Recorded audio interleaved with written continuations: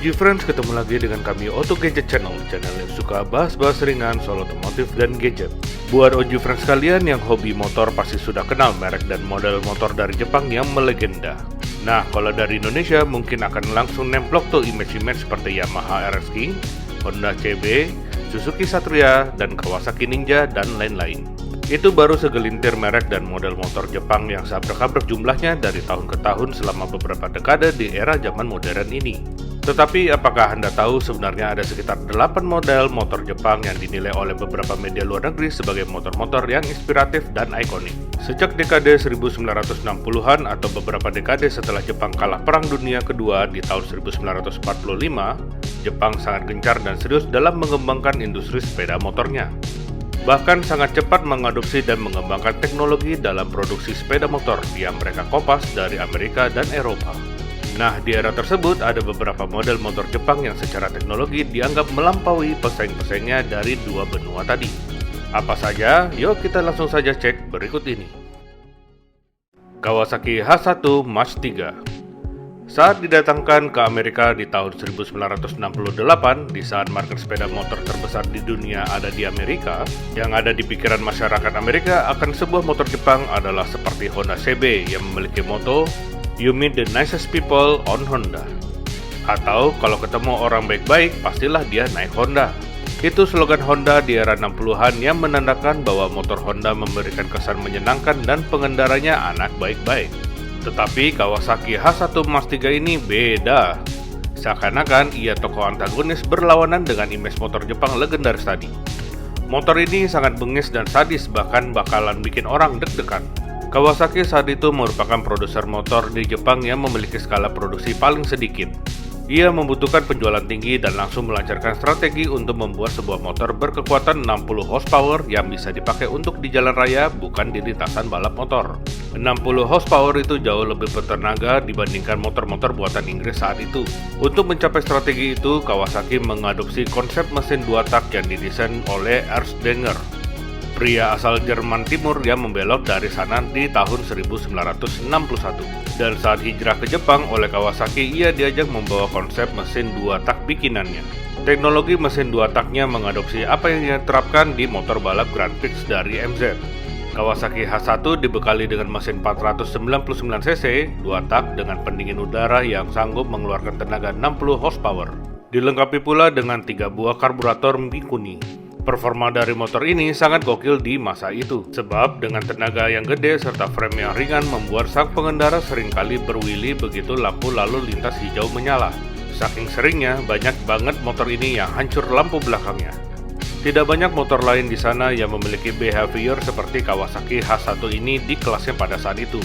Makanya banyak media di luaran, terutama di Amerika, menyatakan motor ini sangat inspiratif. Kawasaki Z1. Ketika di akhir periode 1960-an, brand-brand motor Jepang seperti Honda, Kawasaki, dan Suzuki mulai menjadi penghadang para produser motor Amerika dan Eropa, terutama di pasar sepeda motor di kelas cc besar seperti di kelas 750 cc. Para pabrikan motor Jepang mulai bermain di kelas motor ber-cc gede alias moge di era itu. Honda mengeluarkan CB 750 yang terkenal aman dan nyaman. Penggemar motor di dunia langsung termehek-mehek dengan Honda CB 750, terutama pada ciri khasnya yang menggunakan mesin 4 tak sejajar berpendingin udara. Kawasaki yang melihat kesuksesan Honda CB 750 langsung tidak mau kalah dan menyiapkan senjata andalan terbaru mereka, sebuah motor bermesin 4 tak namun ber-cc lebih besar. Hebatnya lagi, dia menggunakan DOHC 8 valve cylinder head yang terinspirasi dari dunia balap motor. Harapannya dengan senjata baru ini, Kawasaki bisa mengalahkan Honda CB750 di pasaran Amerika. Upaya untuk mencapai harapan ini tidak sia-sia. Ketika prototipe motor ini diperkenalkan, Kawasaki memberikan kode pada motor ini sebagai New York State. Untuk menyesuaikan diri dengan pasar Amerika, Kawasaki mengundang sejumlah riders dari Amerika untuk mengetesnya. Dan saat pengetesan, para rider kudu menggeber sekencang-kencangnya motor ini dan segera memperbaikinya jika ada kerusakan. Saat debut pertama kalinya di tahun 1972, Kawasaki memberi nama si steak dari New York ini sebagai Kawasaki Z1. Menurut pengamat otomotif pada saat itu, Kawasaki Z1 ini disamakan dengan muscle car, di mana ia sangat bertenaga, bengis, dan bengalnya nauzubillah min zalik. Sebab Kawasaki Z1 memiliki tenaga sekitar 82 horsepower hasil kinerja mesin 905cc 4-stroke berbasis sejajarnya. Dengan jarak bodi yang agak tinggi dari titik gravitasi, menyebabkan Sea Rider harus bisa menjinakkan saat menikung. Ground clearance dari lebar mesin motor 905cc ini juga cukup terbatas, sehingga Sea Rider saat menikung kudu ekstra rebah dan tidak hanya bisa duduk manis di atas saddle. Seiring berjalannya waktu, Z1 digadang-gadang sebagai motor yang mendefinisikan sejatinya motor Jepang. Street bike yang bermesin 4-stroke sejajar yang mendominasi segala kelas. Memasuki era 1980-an, Z1 berganti nama dan diimplementasikan update teknologi seperti pemakaian turbocharger. Di era ini, Kawasaki Z1 sempat menjuarai balapan AMA Superbike, yang juga membantu melahirkan pembalap legendaris seperti Eddie Lawson dan Wayne Rainey, yang berikutnya mereka menjadi juara balap MotoGP. Bahkan hingga saat ini, motor Kawasaki Z1000R keluaran 1982 sampai 1983, edisi Eddie Lawson replika masih menjadi salah satu motor Jepang klasik yang paling keren dan diburu kolektor. Yamaha RD400. OG Friends pasti tahu motor legendaris di Indonesia yang bernama Yamaha RX King kan? Si raja jalanan bermesin 2 tak berkapasitas 150cc yang gesit serta lincah. Nah, RX King didesain dengan riding position yang sangat pas untuk orang Asia pada umumnya.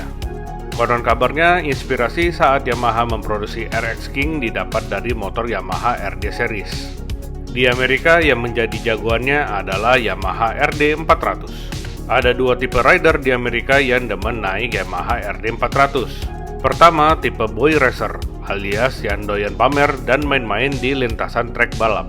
Dan kedua adalah yang selalu terlihat ngegas keburu-buru karena telat meet up. Pokoknya, keduanya disebut orang Amerika sebagai punks.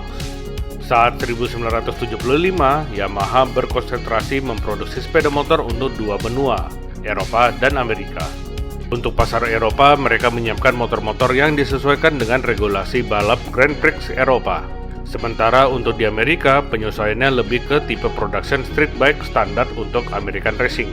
Ternyata dua tipe ini membuahkan hasil. Yamaha menjuarai European Grand Prix lewat Yamaha TZ250 dengan pembalap Amerika Kenny Roberts. Dan di balap production street bike, pembalap Amerika Eddie Lawson menjuarainya dengan Yamaha RD400.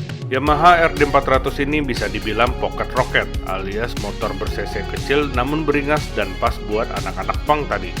Kombinasi cerdas antara mesin 2 tak berkapasitas 399cc dengan bodi yang ringan serta power 44 horsepower menjadikan si rider pengen terus gaspol sambil meliuk-liuk di tikungan. Dari 44 horsepower tadi, Yamaha RD400 bisa digeber hingga 170 km per jam. Walaupun rider-ridernya hanya pakai sendal jepit dan celana pendek. Hal ini yang menjadikan Yamaha RD400 sebuah tantangan buat anak-anak muda di Amerika. Karena ia syarat dengan kerentanan dan dengan performa yang mencengangkan. Sayangnya RD400 kelar jadi tunggangan resmi anak-anak muda di Amerika pasca 1980 karena model ini discontinue. Anak-anak muda di Amerika pun beralih ke motor Jepang yang lebih gede yang bernama Kawasaki Ninja GPZ600R yang memiliki DNA mirip-mirip dengan Yamaha RD400. Yamaha SR500. Di tahun 1978, Yamaha juga sempat memproduksi sebuah model motor dengan kombinasi punya tampang ganteng dan keningrat-ningratan dan mesin yang simple. Motor itu namanya Yamaha SR500. Pengamat otomotif di Eropa dan di Amerika menilai bahwa motor ini mengingatkan mereka akan segala sesuatu yang keren dari motor-motor single silinder lansiran Inggris. Tetapi lebih dioptimasi dengan penggunaan disc brake serta pelek racing bahan cast aluminium. Mesin berkapasitas 499cc SOHC-nya sanggup mengeluarkan tenaga sekitar 32 horsepower dan bisa digeber dengan kecepatan maksimum 150 km per jam. Walaupun begitu, Yamaha SR500 ini ternyata sangat fun to drive.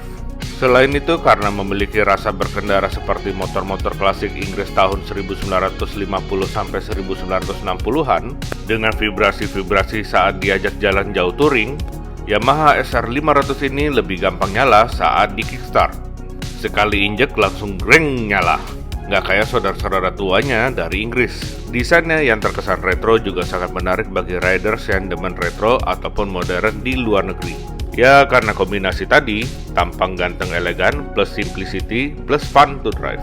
Yamaha SR500 stop produksi di tahun 1981 dan di masa hidup 3 tahunnya itu ia menjadi sebuah motor retro yang rare dan buat para pemiliknya sangat atraktif untuk di retro mode ataupun di customize sesuai selera.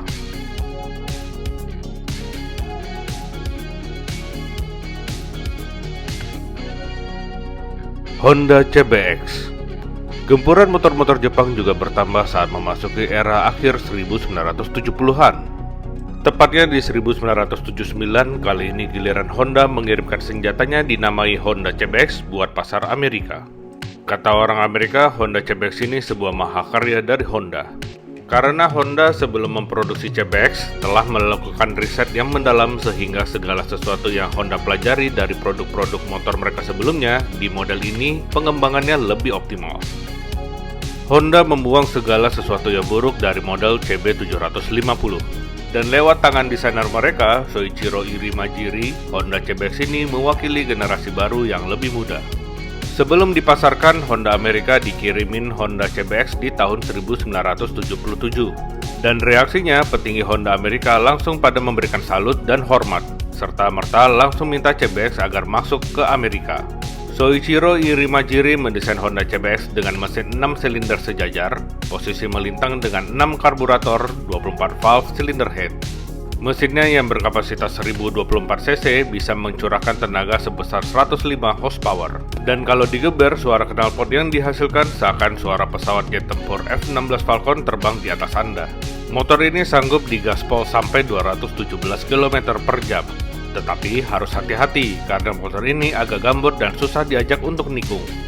Motor-motor Honda yang lebih modern seperti CB750F dan CB900F diakui sebagai motor Honda berikutnya yang terinspirasi dari CBX ini. Namun tentunya dengan upgrade-upgrade yang lebih modern lagi.